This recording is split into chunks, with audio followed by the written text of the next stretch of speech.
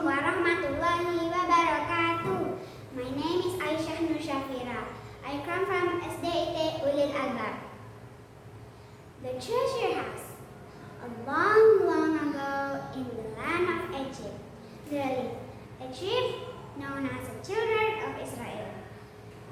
Harun was a man of the children of Israel during the days of the Prophet Musa alayhi salam.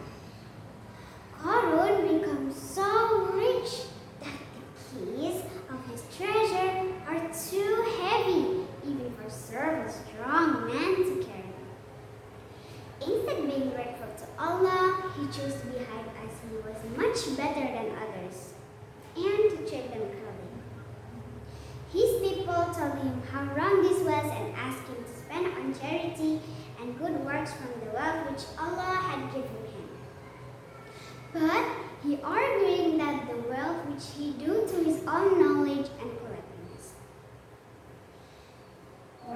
When he showed off the glitterness of the wealth, those who lovely life said, "We wish we could be rich like Harun too."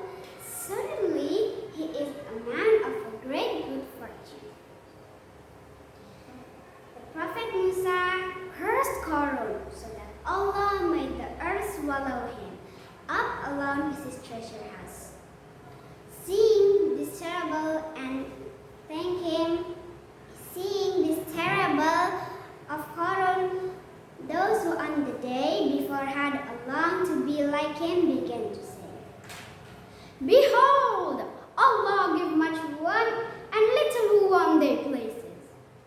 This punishment of Harun is a great reminder to the believer to be pleasant with Allah and thank Him whether be rich or poor.